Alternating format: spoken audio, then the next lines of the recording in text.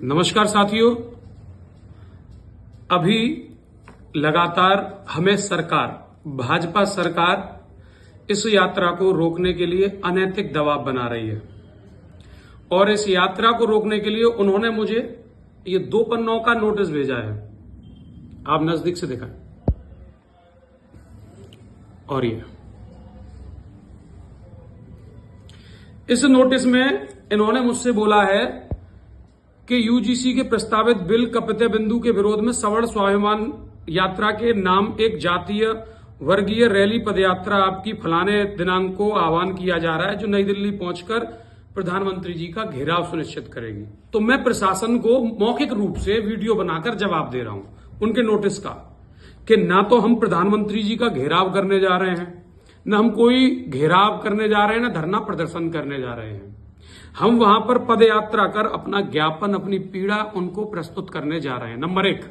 और नंबर 2, यह कोई सवर्ण स्वाभिमान यात्रा नहीं है, इसका नाम है सनातन स्वाभिमान पदयात्रा, मतलब सभी को एक करने वाली यात्रा। नंबर 3, आपने कहा है कि यह जातीय एवं जो इलाहाबाद हाईकोर्ट ने 16/9/2025 को एक आदेश किया था कि जातीय रैली प्रदर्शन करने पर रोक लगाई गई है, तो कृपया आप ना निकालें। तो मैं आपको बता देना चाहता हूं यह कोई जातीय रैली नहीं है। और नंबर 2, आर्टिकल 19(1)(b) के तहत हमें अगर पूरे देश में भी आप अगर इमरजेंसी लागू कर देते हैं तो हमें अधिकार है कि हम आर्टिकल 19(1)(b) के तहत अपनी स्वतंत्रता के अधिकार को दिखाकर विरोध प्रदर्शन कर पाए। लेकिन हम विरोध प्रदर्शन भी नहीं कर रहे हैं, केवल शांतिपूर्ण पदयात्रा करके अपने प्रधानमंत्री को, अपने देश के प्रधानमंत्री को अपना ज्ञापन प्रस्तुत करने जाना चाह रहे हैं। लेकिन सरकार हमें प्रशासन के माध्यम से दबाना चाहती है। नंबर 2, इन्होंने मुझे तमाम मेरे जो मुकदमे मेरे पे लिखे गए उनके बारे में बताया कि इससे वैमनस्यता उत्पन्न हो सकती है। आपने पहले भी शांति भंग करने का प्रयास किया गया है। तो मैं प्रशासन और सरकार को बता देना चाहता हूं, आप जाति के नाम पर योजनाएं लाते हैं तो देश में वैमनस्यता नहीं फैलती है। आप एक सनातन वर्ग को पूरे को general, OBC, BC, SC, ST में बांटते हैं तो द्वेष भावना नहीं फैलती है। आप एक फर्जी हिंदू सम्मेलनों का निर्माण करा रहे हैं, हिंदू मुसलमान कर रहे हैं, लेकिन अपने ही संकाय में मुस्लिम वर्ग के लिए तमाम चीजें देते हैं तो हिंदू मुसलमान और जातीय द्वेष भावना नहीं फैलती है।